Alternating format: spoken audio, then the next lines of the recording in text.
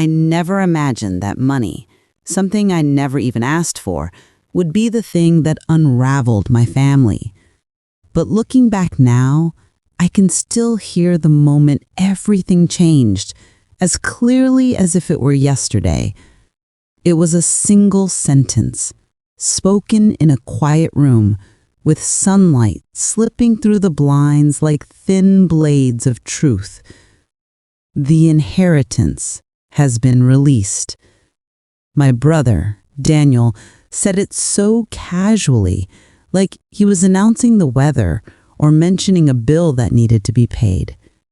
But those 4 words felt like a crack in the foundation of our lives, subtle at first, and then widening with every passing day. Back then, I didn't realize how deep the crack would run. I didn't know it would split us open. Growing up, people used to say our family was tight-knit, the kind of siblings you could rely on, the kind you'd call to help move furniture or fix a tire or sit with you through heartbreak. Maybe that was true once. Maybe we were that family. But grief changes people. Secrets change people. Money reveals them. The morning this story really begins, I was standing in my kitchen with the window open, letting the smell of the neighbor's orange blossoms drift in. The kettle was whistling softly, the kind of whistle that doesn't rush you. I remember everything vividly, because that morning was the last time things felt normal. Daniel had stopped by unannounced, something he almost never did anymore. Before Mom passed, he used to drop in all the time, sometimes twice a week. But after the funeral, he became distant, like grief made him allergic to family. He walked into my kitchen wearing that same tired gray hoodie he'd had since college. His hands were shoved into the pockets, shoulders tense, jaw tight. He didn't sit, didn't take off his shoes, didn't even hug me. He just stood there, staring at the floor like he was about to confess something. "What's going on?" I asked, setting 2 mugs on the table. "You look like you haven't slept." He shrugged. "Just busy." Busy. That's the word he always hid behind. Busy with work, busy with bills, busy with his own life.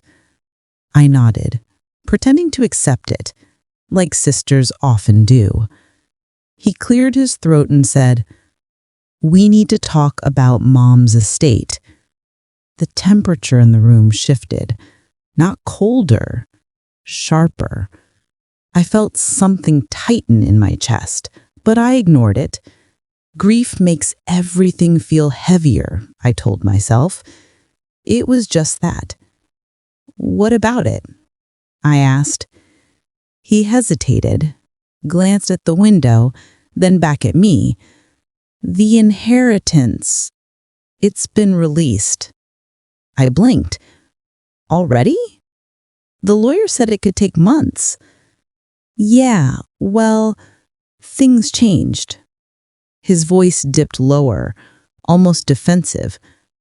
That was my first clue, my first tiny alarm bell, but I didn't hear it clearly then. When your heart is still tender, you overlook things, you excuse people, you assume the best. I poured the tea, and the sound of the liquid hitting the mugs felt like a grounding noise, steady, familiar, something to hold on to. "What exactly was released?" I asked quietly. He didn't answer. He just kept staring down at his shoes. "Daniel," I said softly, "look at me." When he finally lifted his head, his eyes were different. Not angry, not sad, just guarded, like he was hiding something behind them. "There was more money than we thought," he said. Something inside me paused, like a held breath. "More?" I repeated. "How much more?" He swallowed hard. "A lot." I waited for him to explain, but he didn't. Instead, he pulled out his phone, checked a notification, and tucked it back into his pocket. His hands were shaking. "Okay," I said, keeping my voice calm. "So, what does that mean for us?" Daniel leaned against the counter, exhaling slowly, like the weight of the conversation was pressing down on him. "It means we have decisions to make." "About the money?" I asked. He shook his head. "No, about the house." That was when my stomach dropped. Mom's house wasn't just property. It was the place where we learned to walk, where she bandaged our knees, where we held birthdays and cried through heartbreaks. It was the place she cooked Sunday meals for us long after we were grown. The house was memory, brick and wood holding decades of love. "What decisions?" I asked, even though I already sensed the answer. "We should sell it," he said. The words hit me like a slap I didn't see coming. "Sell it?"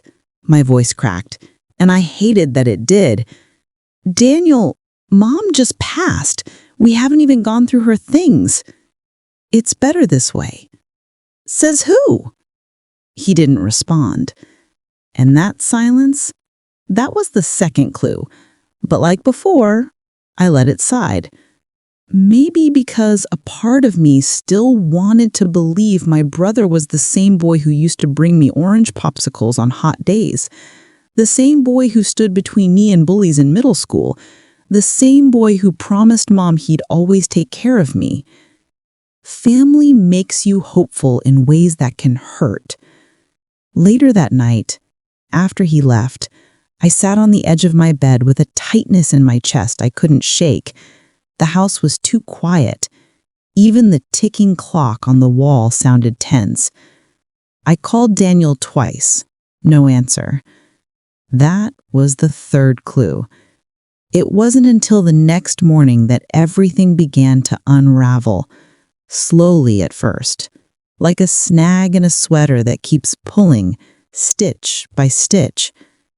A single text message started it. "We need to meet. There's something you don't know." The message wasn't from Daniel. It was from our mother's attorney. And that was the moment I realized this inheritance wasn't something Daniel discovered. It was something he hid. A secret that didn't belong to him, a secret that would fracture everything we knew about our family. I didn't plan on going back into that house. Truth be told, after Mama passed, the thought of walking through her front door felt like opening a wound that hadn't even begun to scab over.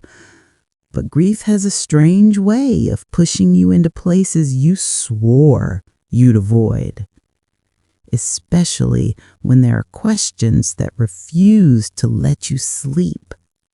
That morning, I found myself standing on Mama's porch, staring at the door like it might open on its own, like she might appear, wiping her hands on her apron, smiling that warm, quiet smile that held our whole family together. But the only thing that greeted me was silence and a faint, stale smell of memories locked in still air. I walked in slowly. Every sound felt louder than it should have. The creak of the floorboards, the soft click of the door shutting behind me. My own breath, shaky and uneven. I didn't come for nostalgia. I came for truth. Because after the inheritance was revealed, after my brother's sudden shift from loving to something else entirely, I couldn't shake the feeling that Mama never meant for things to be this way. And if Mama didn't mean it, then somebody else did. I headed straight for her bedroom. Her scent lingered, faint lavender, and that old cocoa butter she'd used since we were kids. The bed was made perfectly, as if she were still expecting company. Her slippers were tucked neatly underneath. Everything in its place, everything except the peace she used to give us. I opened her dresser drawers one by one, careful, gentle, like disturbing them too quickly might erase the last trace of her. I wasn't looking for money. I wasn't looking for jewelry. I was searching for, I didn't even know, a sign, a clue, a reason my own brother had turned his back on me. And then I saw it, a small wooden box buried beneath folded scarves, dark mahogany, smooth edges, Mama's handwriting carved lightly on top. For when I am gone, my heart fell into my stomach. This was something she meant for us to find, but somehow we never did. My hands trembled as I lifted it out. The box was heavier than it looked, as if it contained more than objects, as if it held consequences. I opened it slowly. Inside, there were 3 things: a thin, yellowed envelope with my name on it, a second envelope with my brother's name, and a small black notebook tied with a faded blue ribbon. I held my breath. These weren't pieces of paper. They were confessions, sealed, hidden, and never delivered. I picked up my envelope first. My thumb slid under the flap. The paper cracked softly, like it hadn't been opened in decades. And then I read, "My sweet child, if you are reading this, it means I have gone home, and there is something you must understand." Mama's handwriting was gentle, looping, familiar, but the words dug into me, slow and deep. I did not choose the inheritance as it was given. I wanted things divided equally. I wanted peace between you and your brother. But someone convinced me otherwise. I stopped reading. Convinced? Convinced Mama to make a decision she didn't want? My chest tightened. My pulse hammered in my ears. I forced myself to continue. I trusted the wrong person. Someone told me lies. Lies about you. Lies meant to separate you from what you rightfully deserve. My throat closed. Someone lied to her. About me. But who? The next line hit me so hard I had to sit down on the edge of her bed. Your brother was led to believe things that were never true. His anger does not belong to you. It belongs to the person who poisoned his mind. I swallowed hard, the room spinning slightly. Mama knew. She knew something was wrong. She knew someone was playing with our family, twisting us into strangers. I placed the letter down carefully, my fingers shaking. Then I looked at the second envelope, my brother's name written in the same gentle script. I didn't open it. I couldn't. That letter was meant for him, even if he'd become someone I barely recognized. Instead, I reached for the black notebook. The ribbon fell away as I untied it, and the cover opened to reveal pages and pages of Mama's handwriting, some neat, some rushed, some tear-stained. It wasn't a diary. It was a record a record of conversations, meetings, whispers behind closed doors, and one name kept appearing again and again, a name that tightened my jaw and lit a slow fire in my chest, a name I never expected. I closed the notebook, pressing it against my chest as if holding it tighter might make the truth hurt less.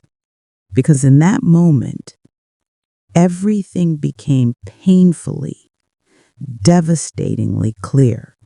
My brother wasn't the mastermind. He was a pawn. And someone else, someone wearing a familiar face, had pulled the strings that tore us apart. I stood up on unsteady legs, the box clutched in one hand, Mama's letter in the other. When I walked out of that house, I locked the door behind me. But something inside me had already unlocked. The truth wasn't just close. It was staring me in the face. And now I had to decide whether uncovering it would heal my family or destroy what little was left of it. When I stepped outside Mama's house, the sunlight felt different, harsher somehow, like the world had shifted in the span of a few pages. I stood there for a long moment, the wooden box tucked against my chest, the notebook pressing into my palm like it had a heartbeat of its own. I kept hearing it, that name, the one Mama had written again and again with a shaky hand, the one she circled, underlined, questioned, feared. But seeing a name in ink and accepting what it means, those are two very different things. I walked down the driveway slowly, gravel crunching under my shoes, every step heavier than the last. My brother didn't answer my calls anymore. He barely made eye contact the last time we spoke. And when he did, it wasn't with the eyes of a sibling. It was with the cold, unfamiliar stare of a man guarding something dark. But now I knew he wasn't the architect of this destruction. He was reacting to a lie fed to him by someone we trusted, someone Mama trusted. I reached my car, unlocked it, and placed the box in the passenger seat gently, like it was something fragile, like it might break if handled roughly. My hands trembled as I opened the notebook again, turning to the page where Mama had written the name boldest, darkest, with the pen pressing so hard it nearly tore the paper. Angela. My stomach sank. Angela wasn't a stranger. She wasn't a distant cousin. She wasn't some outsider looking in. She was family. By blood? No. But by presence? Yes. Angela was my brother's wife, the woman who smiled in every family photo, who brought pies to Sunday dinners, who called Mama Mom with the sweetness that felt so genuine it softened even Mama's sternest moods. Angela. Gentle voice, warm laugh, careful hugs. How could she be the one? How could Mama write her name with such fear? I turned the page. Mama had documented conversations Angela had with her behind closed doors, words whispered like poison, words meant to create cracks, words meant to manipulate. It didn't feel real, not until I read the line that made my breath leave my body. Angela told me that my child would misuse the inheritance. She said there were debts, addictions, dangers. She urged me to protect my son, to shield him by giving him control. I dropped the book on my lap. Debts? Addictions? Dangers? None of it was true. I'd never owed a penny I hadn't paid. I'd never touched a substance stronger than Mama's peppermint tea. I'd lived quietly, honestly, trying to make my way in a world that didn't offer shortcuts. But Mama, sweet, trusting Mama, heard these lies from someone who called her mom, someone she believed, someone she welcomed into our home, someone she thought would love this family as much as we did. And Angela used that trust like a blade. My heart thudded harder as the pieces began to fall into place. My brother always leaned on his wife for everything: decisions, opinions, directions. He trusted her word more than anyone's, maybe even more than Mama's. If Angela told him a story, he wouldn't question it. He'd defend it. He'd fight for it. He'd fight against me for it. Suddenly, I understood why he had become cold, why his voice snapped whenever we talked, why he looked at me like I was someone dangerous, someone he needed to protect his family from. He wasn't looking at me. He was looking at the lie Angela placed between us. I closed the notebook gently, my chest tightening. Now I had a choice, a terrible, heavy choice. Should I confront my brother and tell him the truth? Or should I go to Angela first, look her in the eyes, ask her why she did this, why she wanted to tear me out of Mama's will, why she wanted to twist the knife into the heart of a grieving family? The thought made my hands clench, but Mama's words echoed in my mind. Your brother's anger does not belong to you. Meaning, someone else had claimed ownership of it. Someone else had planted it. Someone else had nurtured it until it grew into something unrecognizable. I started the car. The engine rumbled to life, but my mind was louder, a storm spinning faster by the second. My first instinct was to drive straight to my brother's house, shove the notebook into his hands, and demand that he finally see the truth. But something stopped me. It was Mama's notebook, and the last page she wrote, a page where her handwriting grew small, faint, almost scared. My child, if you find this before your brother does, please be careful. People who lie are often afraid of being exposed, and fear can make people dangerous. My grip tightened on the steering wheel. Dangerous. The word hit me differently now, because a lie can be cruel, but someone willing to protect that lie, they can be ruthless. I leaned back in my seat, closing my eyes for a moment. The sun warmed my face, but inside me, everything felt cold. Angela wasn't just trying to control the inheritance. She was trying to control the family, my brother, Mama, and now, me. I exhaled slowly. This wasn't just betrayal. This was a plan, a deliberate, calculated plan that started long before Mama died and was nowhere near finished. I opened my eyes. No more guessing, no more doubting, no more hoping things would magically fix themselves. If Angela wanted to rewrite the story of our family, she had forgotten one thing. I learned from Mama, and Mama never backed down from truth. I shifted the car into drive. I knew exactly where to go next. Not to confront my brother, not yet. First, I needed answers from the person who orchestrated it all. Angela.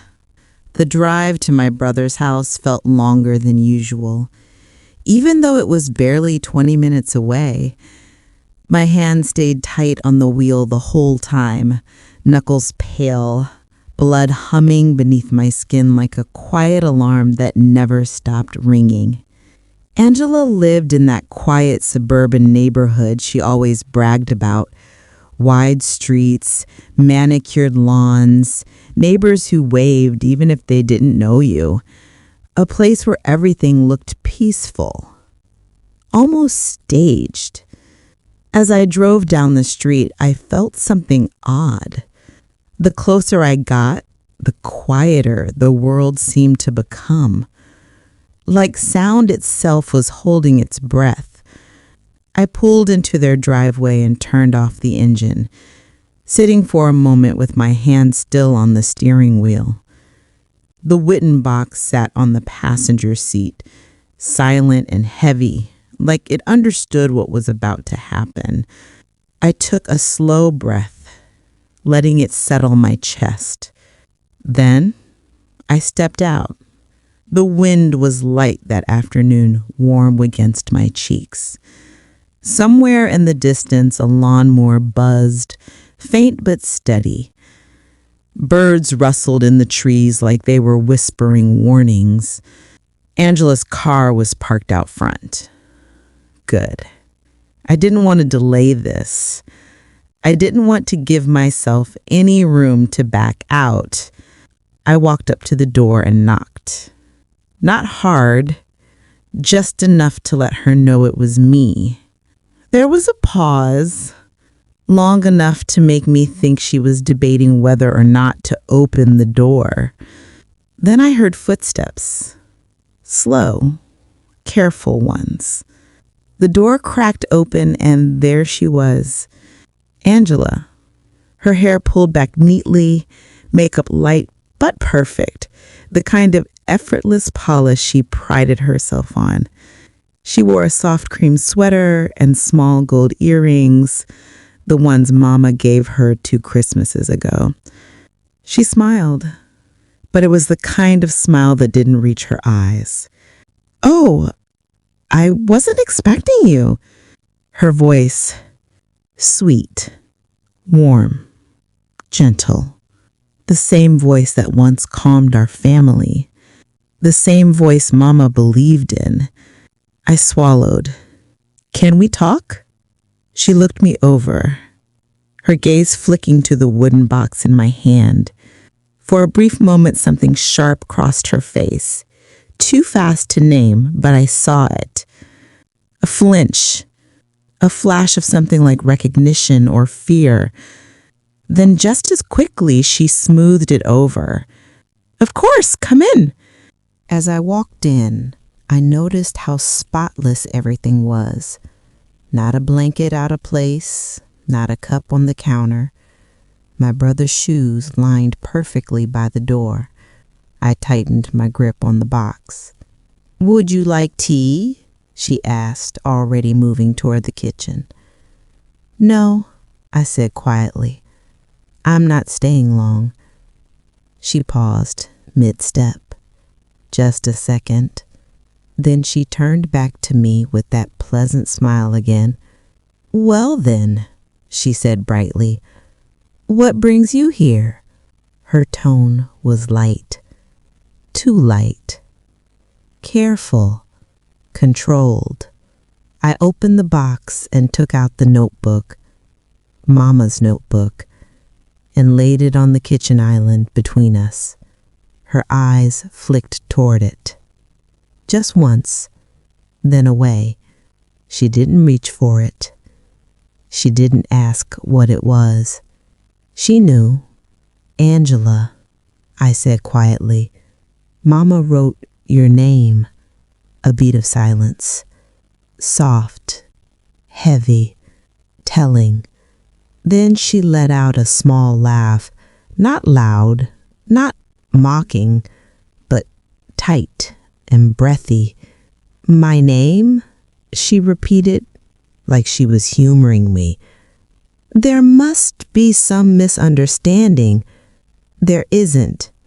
I opened the notebook to the page where Mama circled her name, bold, heavy strokes, multiple times, as if Mama was trying to leave a message stronger than her own fading voice. Angela's eyes dropped to the page. She didn't blink. She also didn't touch it. I watched her hands carefully, how they tightened just slightly around the dish towel she held. how her thumb rubbed the seam of the cloth like she needed something to ground herself. "What exactly are you accusing me of?" she asked finally, her voice still controlled but no longer warm. "I'm not accusing you," I said.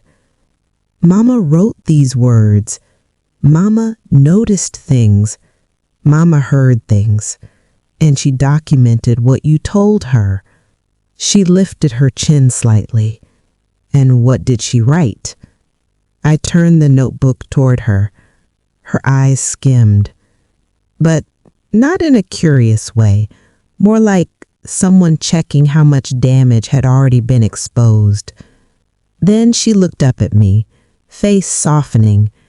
"I had no idea she wrote any of this.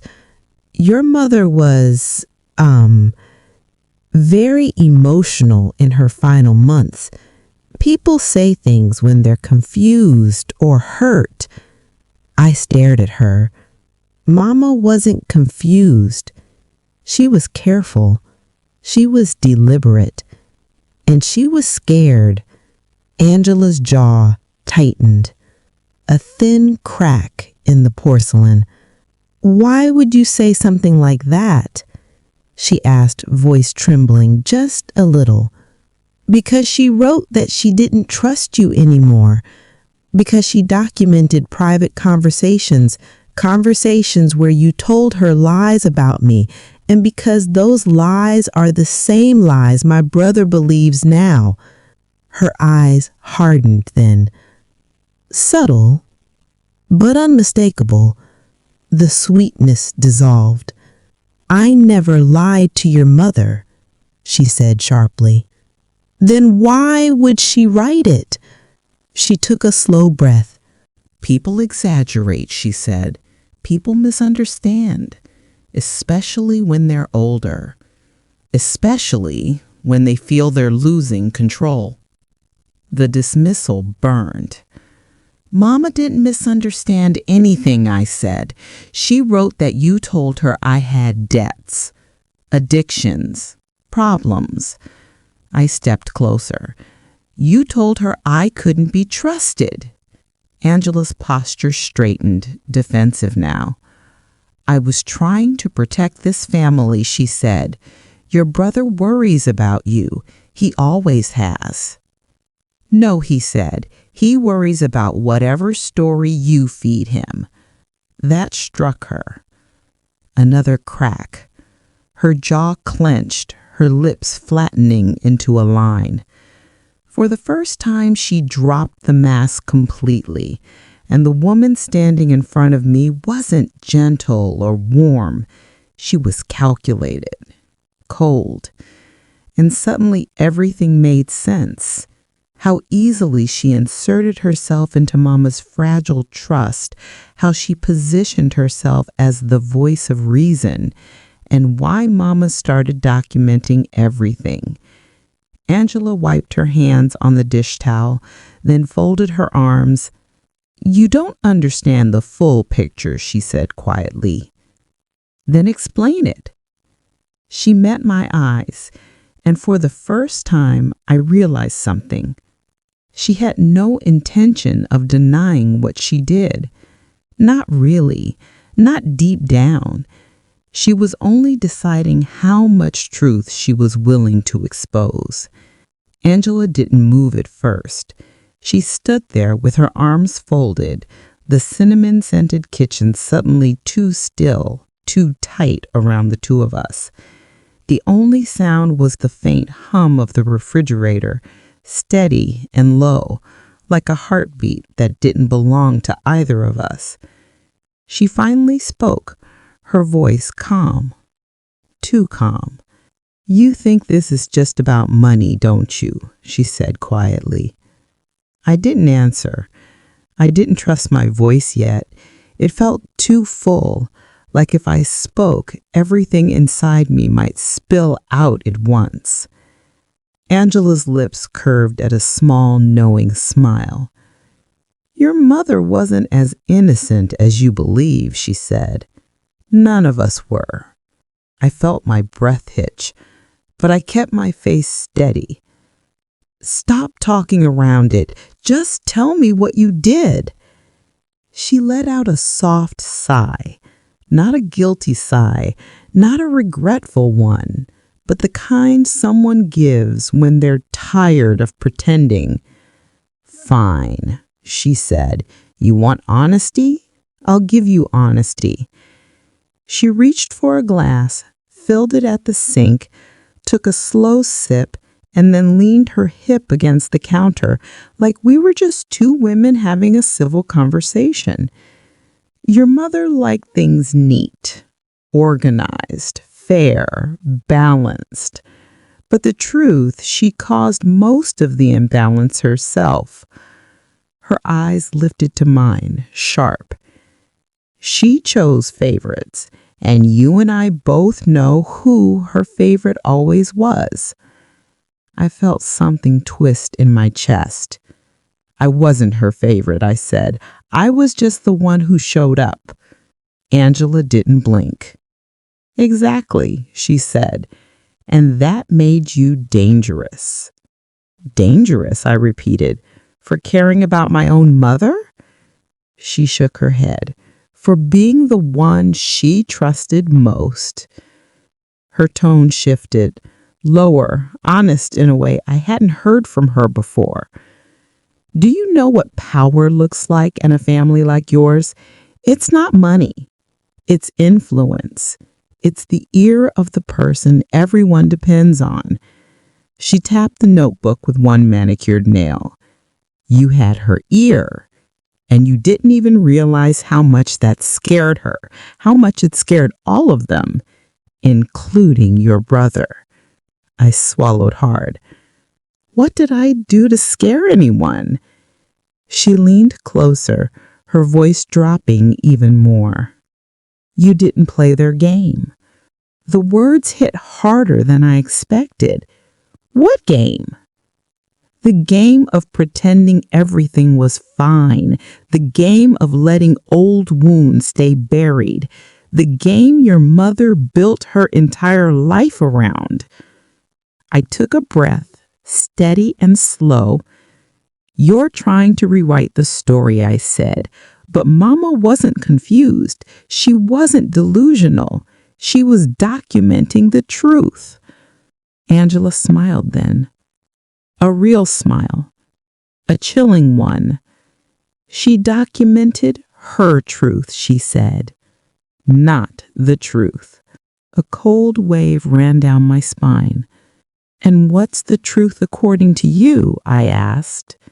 Angela set her glass down carefully, as if placing a piece on a chessboard. The truth, she said, is that your mother made promises she couldn't keep, especially about the inheritance. My heartbeat shifted, a sharp rising drum inside my ribs. What promises? I asked. She tilted her head. She told me and your brother that everything would be split equally, that no one would get more, no one would get less, that she'd make sure the family stayed balanced long after she was gone. I frowned. That's what she told all of us. But she didn't mean it, Angela said, and she didn't write it that way either. I stared at her, and something in my stomach dropped. You've seen the documents, I said slowly. Her silence answered for her. Angela, I whispered, what did you do? She didn't back away. She didn't look scared. She looked proud.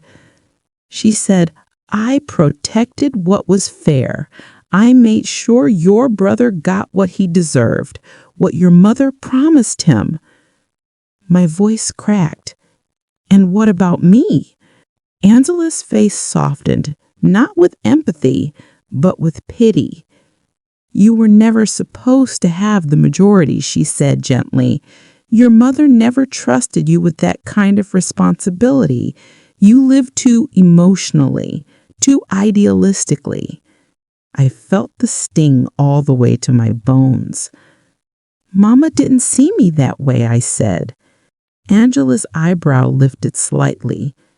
Then why weren't you the one she called in her final week, she asked.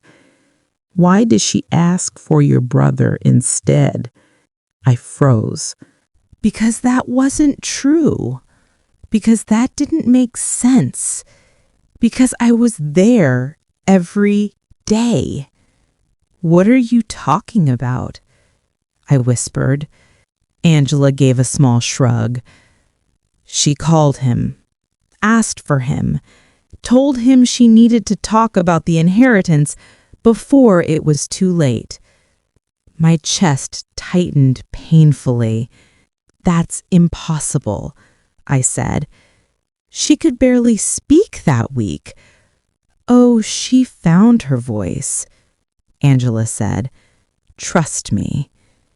I shook my head. No, I said, firmer now. You're lying. Angela's smile curved again, slow and serene. Your brother was there, sweetheart. You just didn't know. My pulse spiked. He visited her at night, late, after you left. My heart was pounding so loudly I could barely hear her. Why would you hide that? I asked.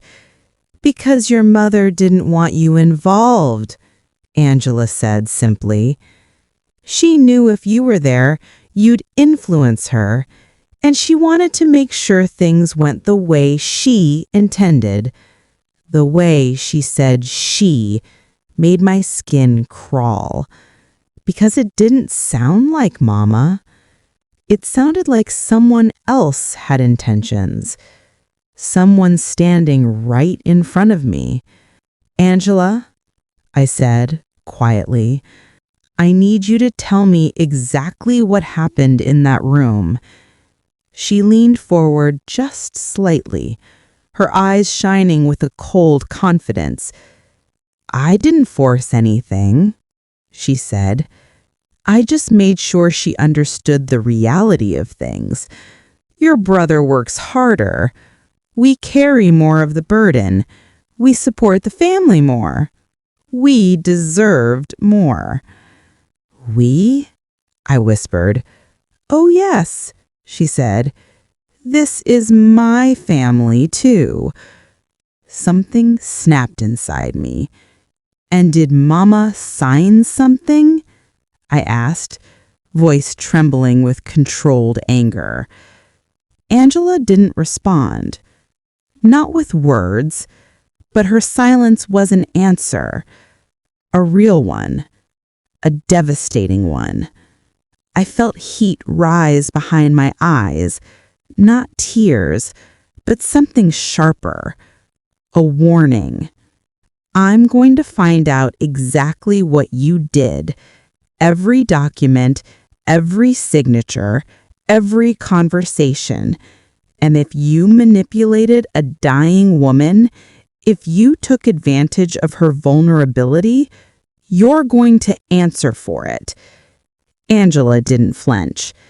She simply stepped back, lifted her glass, and smiled. You won't find anything, she said softly. And for the first time since I walked into that house, I believed her. Not because she was innocent, but because she was careful and dangerous.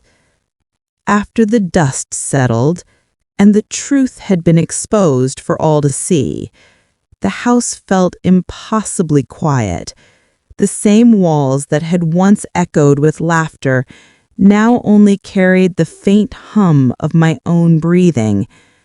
I walked slowly through the living room, my fingers trailing along the polished wood of the dining table, the same table where our family had shared countless meals, holidays, and whispered conversations. It all felt like a lifetime ago. I knew I couldn't undo what had happened. My brother's betrayal had left scars deeper than any words could capture, But I also realized that dwelling on anger wouldn't bring back the trust we had lost, nor would it rebuild my sense of self. So I started small. I focused on the things that still grounded me: my job, the tiny garden my mother had loved, the ritual of brewing coffee every morning while listening to the world wake outside our windows.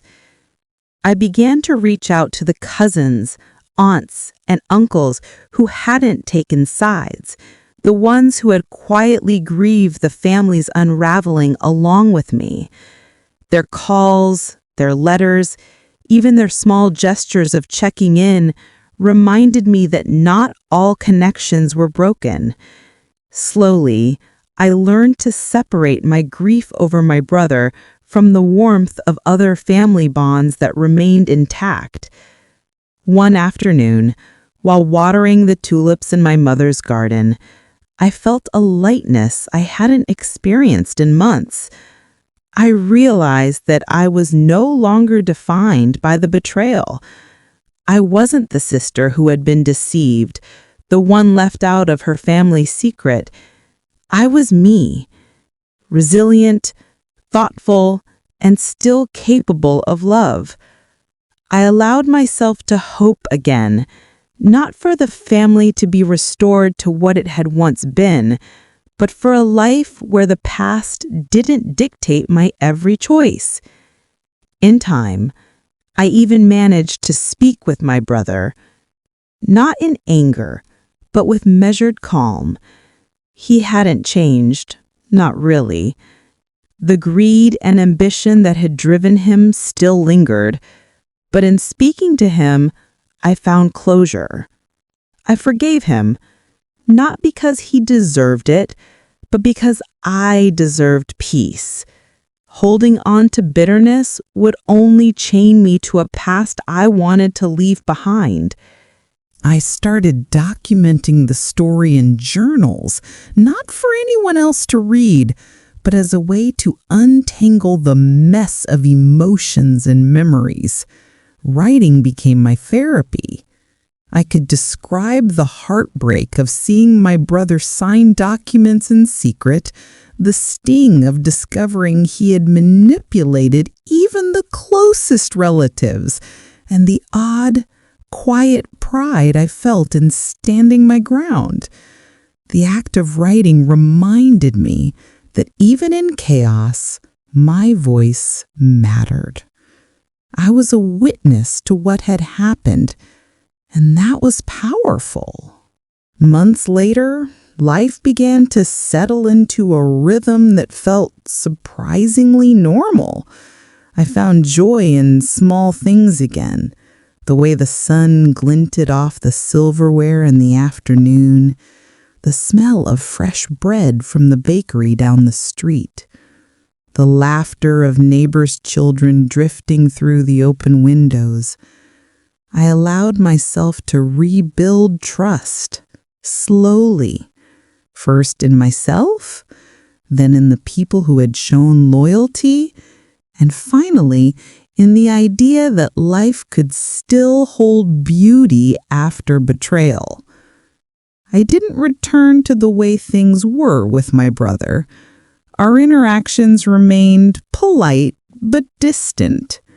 There was no dramatic reconciliation, no tearful embraces, just a quiet acknowledgement of what had happened and a mutual decision to live separately in our lives. And that was enough. Healing, I realized, didn't always look dramatic. Sometimes it was simply living fully again, without letting the shadows of others dictate your happiness. By the end of the year, I had made a conscious choice. I would focus on building the legacy I wanted, not the one that had been tainted by greed and betrayal. I invested time in projects that mattered to me, spent weekends with my nieces and nephews, and even took a short trip alone to reconnect with myself. For the first time in what felt like forever, I went to bed at night without replaying the betrayals in my mind. I had learned a profound lesson. Sometimes the people we love most are capable of hurting us, but the power to reclaim our own peace always lies within. Betrayal does not have to define the rest of our lives. And while I would never forget what happened, I could choose to carry it lightly, allowing it to teach me resilience rather than consume me. Standing in the garden one spring morning, watching the tulips sway in the breeze, I whispered to myself, almost like a promise, I would live fully, love openly, and never let greed or deceit shadow my heart again. The family secret had shattered us, yes, but it also showed me the strength I didn't know I had. And that strength would carry me forward, far beyond the pain, into a life that was mine to shape. Sitting here now, in the quiet of my own home, I often think about how fragile trust can be and how easily it can be broken by greed, ambition, or fear. I've realized that betrayal doesn't just hurt in the moment, it lingers like a shadow until we consciously choose to step out of it. Through all of this, I've learned something important. We cannot control the choices of others, but we can control how we respond. We can choose dignity over anger, healing over bitterness, and hope over despair. I won't pretend it was easy. Some days the pain still returns, but I've learned that life has a way of offering small, quiet joys to remind us we are not defined by the betrayals we endure. I share my story not to shame anyone, but to remind anyone listening that you are not alone. Families are complicated. People we love can hurt us in ways we never imagined. But within us lies the power to rebuild, to reclaim our lives, and to create a future guided by our own choices rather than the shadows of others. I want to ask you, the listener, if you discovered a secret that changed everything you thought you knew about your family, what would you do? How would you protect yourself and still hold on to the parts of love and trust that remain? If my story resonated with you, I hope you'll share your thoughts in the comments. And if you want to hear more stories of real-life betrayal, resilience, and emotional journeys, please subscribe to Voice of Legends, where every story is told with honesty, heart, and a voice that seeks to connect us all. Remember, even in the darkest family secrets, there is always a way to find light.